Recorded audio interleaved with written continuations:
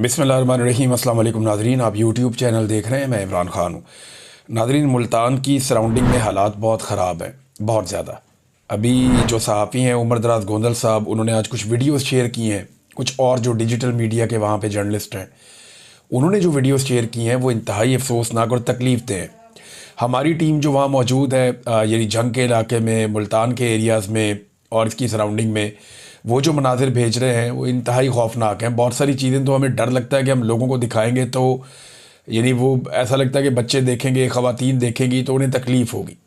ऐसे खौफनाक मनाजिर जो हैं वो सैलाब ज़दा इलाकों से आ रहे हैं और सारा का सारा पोल खोल कर रख दिया डिजिटल मीडिया ने। लोगों ने बताया कि 15 लाशें वहाँ पानी में बह रही हैं मुल्तान के करीब, और उन लाशों को रिकवर करने वाला कोई नहीं है। पानी के अंदर से निकाले कौन? और वो जो लाशें पानी के अंदर बह रही हैं, उनमें बताया कि एक 6 महीने का बच्चा जो है उसकी लाश पकड़ी गई है और एक और शख्स है उसकी लाश बाहर निकली है।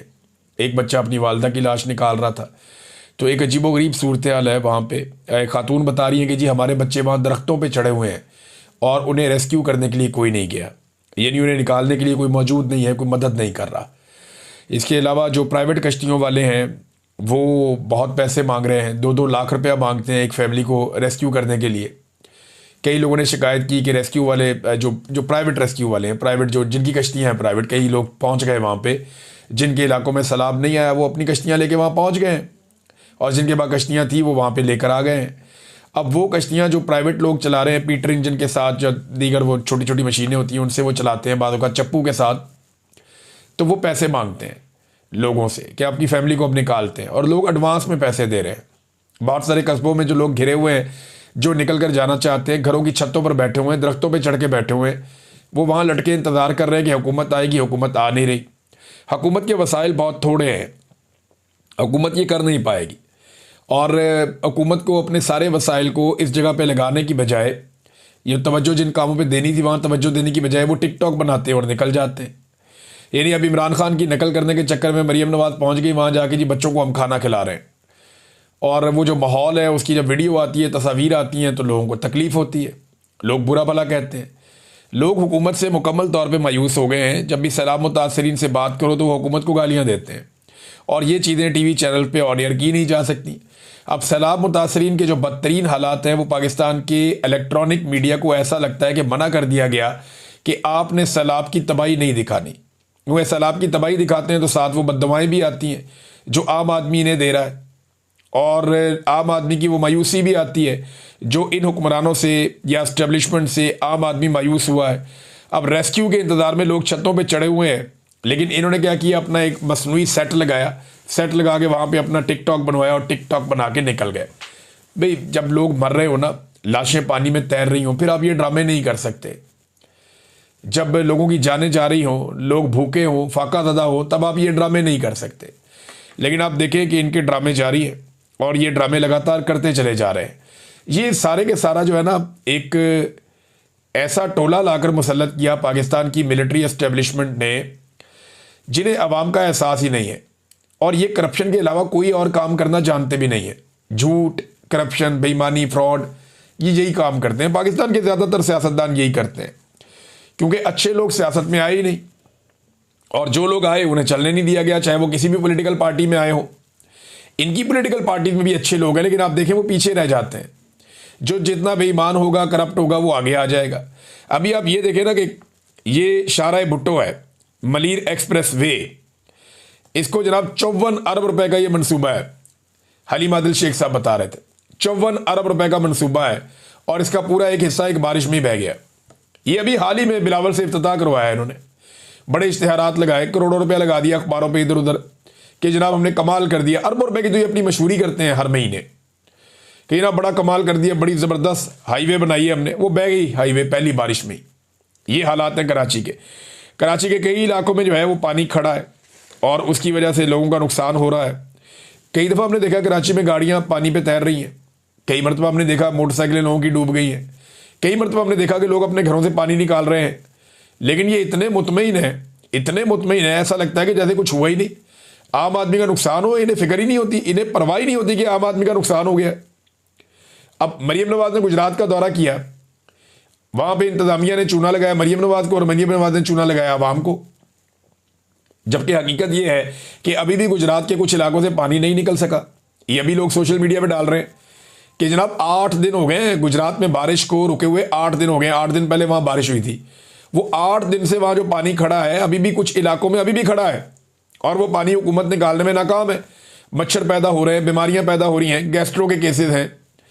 तो ये हुकूमत एक नाअहली की पूरी एक दास्तान है, जिनके अंदर कैपेसिटी नहीं, इनकी पूरी तवज्जो अवाम को कुचलने पर रही है। क्यों देखिए, एक पॉलिटिकल पार्टी पूरी अवाम ही उसके साथ है ना। इन पाकिस्तानियों की बड़ी तादाद उस पॉलिटिकल पार्टी के साथ खड़ी होगी, तो इन्होंने पाकिस्तानियों से दुश्मनी कर ली। अब पाकिस्तानियों को खिदमत करने की बजाय पाकिस्तानियों को मारने के काम पे लग गए। उसी काम में इन्होंने अपने 3 साल 3.5 साल ज़ाया कर दिए, कोई तैयारी किसी चीज़ की नहीं की, अब नतीजा भुगत रहे हैं। गुजरात से 8 दिन बाद भी कई इलाकों से पानी अभी तक नहीं निकला है। और एक वार्निंग नादरीन मैं आपको दे रहा हूँ, हालात इतने ख़राब हैं कि हुकूमत के पास गंदम के ज़खायर बहुत कम रह गए हैं। जो पंजाब हुकूमत है उसने एक बड़ी गंदी पॉलिसी अपनाई और उन्होंने किसानों को रोल कर रख दिया। किसानों को मजबूर किया कि वो अपनी गंदम 2000 रुपये में बेच दें। तो बेचारे अपनी औने पौने गंदम बेच के किसानों ने नुकसान उठा लिया। अब जिन लोगों ने वो गंदम खरीदी, उसके बाद माफिया तगड़ा हो गया। अब किल्लत पैदा हो गई गंदम की, और गंदम की कीमत जो है वो 4000 रुपये तक पहुंच गई है, यानी डबल कीमत हो गई गंदम की, और इससे भी अभी बढ़ती चली जाएगी। वजह यह है कि हुकूमत के पास जो गंदम का स्टॉक है वो नाकाफ़ी है। बहुत सारी गंदम जो है वो फ्लड्स की वजह से ज़ाया हो गई है। हुकूमत के कई सेंटर्स जहाँ पे उन्होंने गंदम रखी हुई थी, वहाँ भी गंदम ज़ाया हो गई है। तो आटे का एक बड़ा शदीद बहरान पैदा होने जा रहा है गंदम की और आटे की। पाकिस्तान में अब किल्लत रहेगी आने वाले महीनों में, और पाकिस्तान को बाहर से गंदम इंपोर्ट करनी पड़ेगी। अगर आपने अभी गंदम इंपोर्ट ना की या बाहर से गंदम मंगाने का बंदोबस्त ना किया, तो पाकिस्तान जो है वो आटे की किल्लत से दो चार होगा। देखिए, बचने के लिए कर क्या रहे हैं कि खैबर पख्तूनख्वा में जो आटा जाता है उसकी सप्लाई बंद कर दी गई है। दीगर कई इलाकों में जो आटा जाता है उसकी सप्लाई रोक रहे हैं पंजाब हुकूमत के लोग। और ये शिकवा खैबर पख्तूनख्वा के जो अरकान असम्बली हैं वो कर रहे हैं कि हमारे साथ ये ज्यादती शुरू हो चुकी है और यहाँ किल्लत पैदा की जा रही है। तो जब ये किल्लत पैदा की जाएगी, माफिया इसमें इन्वॉल्व होगा और फिर ये ज़्यादा पैसे कमाएंगे। ये अपने पैसे को 3 गुना 4 गुना करेंगे, और ये सारी हुकूमत इसके अंदर मुलव्वस है। अगर मुलव्वस ना होती तो गवर्नेंस के जरिए से इन चीज़ों पे कंट्रोल किया जा सकता था, लेकिन इन्होंने जानबूझकर चीनी का और आटे का बार बार बहरान पैदा किया ताकि सैकड़ों अरब जो है वो चला जाए इनकी जेबों में। और यही गेम अब ये दोबारा खेल रहे हैं। अब देखें ना, पाकिस्तानी किसान को फ़ायदा नहीं दिया, उसको मजबूर किया कि ओने पोने अपनी गंदम बेचे। अब ये जाएंगे आलमी मार्केट में, वहाँ से गंदम खरीदेंगे। जो बाहर दुनिया के किसान हैं उन्हें फ़ायदा देंगे, दूसरे मुल्कों को फ़ायदा देंगे, अपने अरबों डॉलर खर्च करेंगे, लेकिन पाकिस्तानी किसान को फ़ायदा नहीं देंगे। यही गंदी हरकत इन्होंने पहले भी की थी और यही गंदी और घटिया हरकत ये दोबारा करने जा रहे हैं। अब मैं जहाँ गंदम की और आटे की बात कर रहा हूँ, ये बात बिलावल से सहाफ़ी पूछना चाहते थे। बिलावल वहाँ पे एक मीडिया टॉक किया और सहाफ़ी सवाल करना चाहते थे। बाद में सहाफ़ी ने कहा कि सर हमारा सवाल ही आपने नहीं लिया, और वो सहाफ़ी दूसरा कहता रहा कि सर आटा महंगा हो गया, सर आटा महंगा हो गया, और बिलावल ने उनको देखकर मुंह चढ़ाया। ये ज़रा देखें छोटी सी वीडियो आप, ये देखें ये मुंह चढ़ा रहा है। ये है सियासतदान? ये देखें, ये सियासतदान लगता है आपको? भी कैसे नमूने लाके आपने मुसल्लत कर दिए हैं। जो मजाक उड़ाता है लोगों का, ये जब असेंबली में चलता हुआ जाता है तो इसकी वॉक देख के बंदा परेशान हो जाता है कि पता नहीं ये दुनिया के किस मुल्क का हुक्मरान है। अजीबोगरीब किस्म के लोग हैं भाई, कहाँ से लाके ऐसे नमूने पाकिस्तान के ऊपर उन्होंने मुसल्लत कर दिए। जो ज़हनी मरीज़ इनको मिलता है, जो बाइपोलर का इनको मरीज़ इनको मिलता है, जो इनको कोई एहसास कमतरी का शिकार बंदा मिलता है, उसको लाकर पाकिस्तानियों पे मुसल्लत कर देते हैं। और भाई कोई नॉर्मल आदमी आपको नहीं मिलता। ये पाकिस्तान की मिलिट्री एस्टेब्लिशमेंट को चाहिए कि पाकिस्तानी अवाम को फैसला करने दें। उनके फैसलों की वजह से ऐसे घटिया और अजीबोगरीब नमूने पाकिस्तान पर मुसल्लत हो गए हैं। ये जरा बिलावल साहब की आप वीडियो दोबारा देखें। ये देखें, रोने की एक्टिंग कर रहा है सहाफ़ी को, देखे रोते रहो तुम। कैसी बचकाना हरकत है और कैसी घटिया हरकत है। क्या ये हरकत सेब देती है एक ऐसे आदमी को जिसको एक बड़ी पॉलिटिकल पार्टी का चेयरमैन बनाया गया एक पर्ची के ऊपर कि जनाब पर्ची है, इनकी अम्मी ने कहा सी कि इन्हों बना दो, इनकी वालदा शहीद होगी, इसको बना दो। क्यों भाई, कोई डेमोक्रेसी है मुल्क में या नहीं है? और सारों के सारों ने उसकी गुलामी भी शुरू कर दी। हद है। वैसे अलीमा खानम का एक स्टेटमेंट आया नाज़रीन इमरान खान से रिलेटेड, ये स्टेटमेंट मैं आपके सामने रखता हूँ। उन्होंने कहा जी कि आज इमरान खान ने 2-3 बड़े अहम पैगाम दिए हैं। पहले तो इमरान खान और बुशरा बीबी के बारे में बता दूं, क्योंकि इमरान खान की सेहत के बारे में काफ़ी अफवाहें होती हैं। इमरान खान की सेहत माशाल्लाह बहुत ज़बरदस्त है, वो बिल्कुल अच्छी सेहत में है और उनको कोई ऐसा मसला नहीं है। सिर्फ ये है कि हमारी फैमिली ने दरख्वास्त डाली है कि उनका मुकम्मल चेकअप हो, क्योंकि लोग कह रहे हैं कि हो सकता है उनको कुछ दिया गया हो, इसलिए हम मेडिकल चेकअप उनका मुकम्मल करवाना चाह रहे हैं। हाँ, बुशरा बीबी की तबीयत अच्छी नहीं है, उनको चक्कर आ रहे हैं कुछ दिनों से, और उनके लिए आज एप्लीकेशन डाली गई है कि एक स्पेशलिस्ट डॉक्टर आकर उनका मुआयना करे, लेकिन डॉक्टर ने कोई ख़ास ऐसी बात नहीं बताई। तो इसलिए आज बुशरा बीबी के लिए एप्लीकेशन डाली गई है कि स्पेशलिस्ट आकर उनका मुआयना करे, क्योंकि चलते वक्त वो कहती हैं कि मुझे चक्कर आते हैं और उनके लिए अब हमें डॉक्टर चाहिए। ये तो हो गई उनकी सेहत के बारे में दोनों की बात। आगे जो इमरान खान ने जहाँ से शुरू किया और उन्होंने बड़ी ताकीद करके मुझे कहा और मुझसे पूछा, क्या आप उनको बताते नहीं हो कि ये इमरान खान का पैगाम है? मैंने कहा मैं बताती हूँ कि ये इमरान खान का पैगाम है। तो कहते हैं फिर आप को क्यों अटैक करते हैं? मैंने कहा ताकि आपकी आवाज़ बंद हो जाए। इसलिए उन्होंने कहा ये यहाँ से शुरू करो कि जो मैं कह रही हूँ वो इमरान खान का पैगाम है। अच्छा, ये इमरान खान साहब ने कहा कि बाहर जब आप जाती हो आपके साथ जो बदतमीज़ी करते हैं, कभी कोई सहाफ़ी छोड़ दिया, कभी कोई और बंदा छोड़ दिया, कभी कोई अंडा मार दिया, तो आप बताती नहीं हो ये बात इमरान खान ने की है। वो कहती है मैं बताती हूँ, लेकिन आपका पैगाम वो बाहर नहीं आने देना चाहते। तो इमरान खान ने कहा कि अब यहाँ से शुरू करना जाके कि जो मैं कह रही हूँ वो इमरान खान ने कहा है या ये इमरान खान का पैगाम है। इससे उन्होंने शुरू किया कि 1971 में एक सानिया हुआ जिसके अंदर एक शख्स जो जनरल याया खान था, इस वक्त वो इंचार्ज था, मार्शल लॉ इसका था, और पाकिस्तान, मशरकी पाकिस्तान और मगरबी पाकिस्तान दोनों अलग हो गए। कहते हैं कि इस साने के बाद एक हाई लेवल कमीशन बना जिसको हम हमूद रहमान कमीशन कहते हैं। इसके अंदर chief justice of Pakistan, Sindh high court और पंजाब हाई कोर्ट के चीफ जस्टिस इस कमीशन को हेड कर रहे थे। 4 साल उन्होंने लगाए तहकीकात में, कई 100 लोगों को उन्होंने इंटरव्यू किया। उनकी एडवाइजरी टीम में एयरफोर्स, आर्मी और नेवी के नुमाइंदे शामिल थे जिन्होंने उनकी मदद की ये रिपोर्ट तैयार करने में। और इसकी जो फाइनल कंक्लूजन थी उसमें यह था कि जो जनरल याया खान था उसने अपनी ज़ात के लिए, अपने इक़्तिदार को लंबा करने के लिए ऐसे फैसले किए जिनकी वजह से पाकिस्तान टूटा। सबसे आम फैसला ये था कि सबसे बड़ी जमात जो थी जिसके सरबराह मुजीबुर रहमान थे, अवामी लीग, उसको उन्होंने दबाया। मैंडेट को इन्होंने कबूल करने से इनकार किया, मुजीबुर रहमान को जेल में डाला और ये सोच करके मगरबी पाकिस्तान में अपने आप को ज़्यादा नशिस्तें दिखाएंगे। और इसके बाद उन्होंने 24 मार्च 1971 को मुजीबुर रहमान के साथ मुज़ाकरात भी किए, लेकिन उसी रात फुल फ्लैज ऑपरेशन शुरू कर दिया जिसमें कहा जाता है कि कई लाखों लोगों की जानें गई और पाकिस्तान टूट गया। इमरान खान यही बताना चाहते थे कि देखें, एक शख्स जैसे याया खान ने अपने इक़्तिदार की खातिर फैसले किए, आज पाकिस्तान में बिल्कुल वही हालात हैं। इमरान खान कहते हैं कि आप ये देखें कि 9 मई कैसे हुआ। 9 मई में ये कैसे मुमकिन है कि एक ही रात में 10,000 लोगों को शनाख्त करके गिरफ्तार कर लिया गया बगैर तहकीक और बगैर सबूत के? आपने 10,000 अफराद को कैसे पहचान लिया? उसका मतलब है कि ये सब पहले से एक मंसूबा था। जिन लोगों ने इमारतों की CCTV फुटेज हटाई वही असल किरदार है। इमरान खान के मुताबिक जनरल आसिम मुनीर ने यह सब कुछ इसलिए किया ताकि PTI को ख़त्म करने की शुरुआत हो। ये एक फॉल्स फ्लैग ऑपरेशन था। इसी बहाने हज़ारों कारकुनान को गिरफ्तार किया गया, पार्टी का झंडा दबाया गया और जो भी उम्मीदवार खड़ा होता उसे हरासा किया जाता। लेकिन इस सब के बावजूद 8 फरवरी को एक इनकलाब आया। बगैर इंतखाबी निशानात के भी अवाम ने जुल्म के निज़ाम के खिलाफ वोट डाला और PTI को 2/3 अक्सरियत मिली। मगर अगले ही दिन 9 फरवरी को पूरा इलेक्शन चोरी कर लिया गया। इमरान खान याद दिलाते हैं कि कमिश्नर रावलपिंडी ने खुद कहा था कि मेरा ज़मीर गवारा नहीं करता, 50-50 हज़ार वोटों पर PTI जीत रही थी, लेकिन हमने इनके नताइज बदल दिए। बाद में बताया जनाब कमिश्नर का दिमाग ख़राब हो गया, फिर उसे गायब कर दिया गया। आज कोई मीडिया पूछता ही नहीं वो कहाँ है। इसके बाद 9 मई के केसेस के नाम पर मजीद सजाएं देना शुरू हुई। अब PTI की जीती हुई नशिस्तें भी एक एक करके छीनी जा रही हैं। मिसाल के तौर पर एजाज चौधरी को नाअहल करके इनकी सीट राणा सनाउल्लाह को दे दी गई।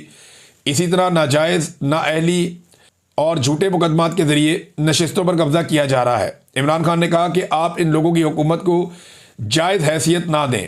हालिया ज़िमनी इंतखाबात के बारे में उन्होंने कहा कि ये लोग पहले अवाम को नाजायज़ सज़ाएँ देकर नशिस्तें छीनते हैं और फिर इन्हीं नशिस्तों पर दोबारा इंतखाबात करवा कर कब्जा कर लेते हैं, इसलिए इनको जायज़ तस्लीम ना किया जाए।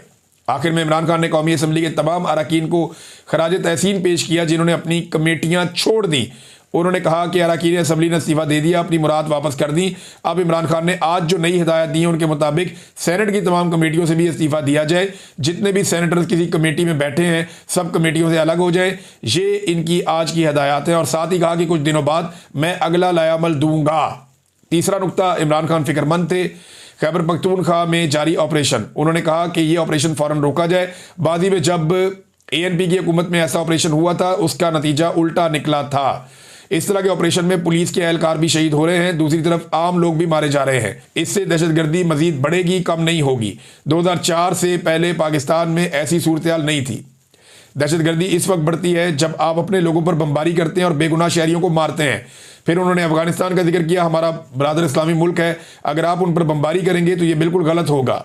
वो 3-3 नस्लों से यहाँ रह रहे हैं, आपने उनको बेइज्जती के साथ ज़बरदस्ती मुल्क से निकाला, ये अपने भाइयों की तौहीन है। इमरान खान ने रसूलुल्लाह सल्लल्लाहु अलैहि वसल्लम की हिजरत की मिसाल दी कि मदीना के लोगों ने अंसार बनकर महाजरीन के घरों में जगह दी और आज आप अपने भाइयों को धक्के देकर निकाल रहे हैं। ये इमरान खान के लिए बहुत दुख की बात है। अफगान सफीर को वापस आने की इजाज़त नहीं दी गई, ये भी ज्यादती है। इस पर इमरान खान नाराज़ थे। फिर इमरान खान ने ड्रोन हमलों की बात की कि ये पाकिस्तान और अफगानिस्तान में बिल्कुल ख़त्म होने चाहिए, सिर्फ मुज़ाकरात से अमन आ सकता है। इमरान खान ने कहा कि जनरल आसिम मुनीर सिर्फ एंटी तालिबान लॉबी को खुश करने के लिए ये सब कर रहे हैं। जहां जंग नहीं है वहां जंग बना रहे हैं ताकि हालात ख़राब हो जाए और उन्हें संभालना मुश्किल हो जाए। इमरान खान ने कहा कि तमाम MPs और MNAs इसके खिलाफ मिलकर आवाज़ उठाएं और अमन कायम करने के लिए खड़े हों। सैलाब मुतासरीन के बारे में इमरान खान साहब ने कहा कि लोग एक तरफ सैलाब का सामना कर रहे हैं और दूसरी तरफ ऑपरेशन का। ये बहुत बड़ा जुल्म है। जिम्मेदारी आप सब पर है कि मिलजुल कर इसका हल निकालें ताकि खैबर पख्तूनख्वा में अमन कायम हो। ये नाज़रीन अलीमा खानम ने इमरान खान साहब का पैगाम पहुंचाया और अली अमीन गंडापुर साहब को इमरान खान साहब ने इससे पहले कहा था कि आप पहुंचे अफगानिस्तान। तो जब उनके सामने बात रखी गई तो गंडापुर ने आज बहुत अजीब बात की। उन्होंने कहा जी मेरा तो पासपोर्ट ही ब्लॉक है। ये एक सूबे का वज़ीर आला है, करोड़ों का मैंडेट है और हुकूमत मौजूद है और जनाब ये आज बता रहे हैं इतने लंबे अरसे के बाद कि मेरा पासपोर्ट ब्लॉक है। ये पासपोर्ट खुलवाने के लिए उन्होंने कोई इकदाम किए, किसी अदालत से रुजू किया। एक इतने बड़े आईनी ओहदे के ऊपर बैठे हुए शख्स का पासपोर्ट क्या ब्लॉक रह सकता है? अली अमीन गंडापुर हर थोड़े अरसे के बाद इस कौम को एक नया लतीफ़ा सुना देते हैं। कभी वो कहते हैं मैंने इतने सारे पहाड़ क्रॉस किए जो कोई SSG कमांडो भी नहीं कर सकता। ये काम क्योंकि मैं वहाँ पे 2 साल इन पहाड़ों पे चढ़ता रहा हूँ और बहुत सारे दोस्त हैं जो वहाँ पे ट्रेल के ऊपर जाते हैं, वो कहते हैं ये ह्यूमनली पॉसिबल नहीं है। सुपर ह्यूमन बीइंग भी, सुपरमैन भी ये नहीं कर सकता जो अली अमीन गंडापुर ने कर दिया। फिर 8 ज़िले क्रॉस करके वापस वो पहुंच गए और IG से डर के वो सारी रात बारिश में छुपे रहे। ये अजीबोगरीब किस्म की बातें अली अमीन गंडापुर हमें बताते हैं। फिर डी चौक से बुशरा बीबी को ले जाने की कहानी जो उन्होंने सुनाई वो भी किसी को समझ नहीं आती आज तक। और अब उन्होंने एक नई कहानी सुना दी कि मेरा पासपोर्ट ही ब्लॉक है। यार ये कैसे हो सकता है? एक वजीर आला का पासपोर्ट ही ब्लॉक है और वो खुलवा नहीं पा रहे। देखिए ये तो एक बहुत बड़ा मजाक है कि एक वजीर आला का पासपोर्ट ब्लॉक है। उससे बड़ा मजाक ये है कि वो वजीर आला शिकायत लगा रहा है कि जी मेरा पासपोर्ट ब्लॉक है। और 20 वजीर आला के पास इतना इख्तियार है और इतनी ताकत है, एक आईनी होता है कि इसका पासपोर्ट तो 10 मिनट के अंदर वजीर दाखिला को खुद लेकर इसके पास जाना चाहिए। लेकिन मुझे नहीं समझ आती कि अली अमीन गंडापुर साहब कहाँ से कहानी बनाते हैं और कौन इन्हें बनाकर देता है और किस तरह ये कहानी इतने कॉन्फिडेंस के साथ सुना भी देते हैं। हैरत होती है मुझे। नाज़रीन 2 खबरें और देता हूँ। एक तो सेनेट की कायमा कमेटी बराए इत्तलात व नशरियात ने अडियाला के बाहर जो सहाफ़ी पे एक तशद्दुद का वाक़या हुआ उस सहाफ़ी को तलब कर लिया है। लेकिन याद रखें कि इस सहाफ़ी ने सियासी क़यादतों के लिए इमरान खान, बुशरा बीबी, इमरान खान की बहनों के लिए खंजीर का, भगोड़े का, भगोड़ी का, इस तरह के अल्फाज बहुत इस्तेमाल किए हुए, बड़ी घटिया ज़ुबान इस्तेमाल की हुई है। एक ऐसी सियासी जमात जिसके करोड़ों कारकुन हैं, उनके लीडर्स को आप गालियां देंगे तो फिर रिएक्शन आएगा। लेकिन ये नहीं होना चाहिए था। जो कुछ भी हुआ ये सारी एपिसोड ठीक नहीं है। ये कौन सी सहाफ़त है, समझ से बाहर है। मगर इसी दौरान जो है वो तशद्दुद की बिल्कुल हमायत नहीं की जा सकती। जहाँ पे आप घटिया और गंदी ज़ुबान और ज़ाती किसी के ऊपर ज़ाती नौइयत के हमलों की आप हमायत नहीं करते, वहीं पर आप तशद्दुद की हमायत बिल्कुल नहीं कर सकते। वो भी नहीं होना चाहिए। दर्जनों सहाफ़ी जो है वो शहीद हो चुके हैं। उनमें से किसी मामले को सेनेट की कायमा कमेटी ने क्या उठाया, यानी बहुत सारे सहाफ़ी, अरशद शरीफ शहीद को शहीद किया गया। आरिफ हमीद भट्टी साहब हैं, साबिर शाकिर हैं, मुईद पीरज़ादा हैं, जमील फारूकी साहब हैं, समी इब्राहिम साहब हैं, सिद्दीक जान साहब हैं, हारून रशीद साहब हैं, औरिया मकबूल जान साहब हैं, मैं आपके सामने बैठा हूँ, ज़ुबैर अली खान साहब हैं, ज़हीम लगारी साहब हैं, शाकिर इवान साहब हैं, वजाद सईद साहब हैं, समीना पाशा हैं, खालिद साहब हैं, हबीब अकरम साहब हैं, अकबर बाजवा हैं, अयाज अमीर हैं, मुतीउल्लाह जान हैं, अहमद फरहाद हैं, काशिफ अब्बासी हैं। मैं कितने नाम लूँ आपके सामने? ये सारे नौकरियों से निकाले गए, इन सबको नौकरियों से निकाला गया। बहुत सारों को मुल्क से बाहर जाना पड़ गया है। लोग अभी कमर मेकन साहब हैं, वो भी पाकिस्तान छोड़कर बाहर चले गए हैं। बहुत सारे, अगर मैं आपको रिपोर्टर्स के नाम बताऊं ना तो आप गिन गिन के थक जाएंगे। जिन्होंने कंप्रोमाइज नहीं किया उन सबकी नौकरियों से उनको फारिग कर दिया गया। एडिटर्स को फारिग कर दिया गया।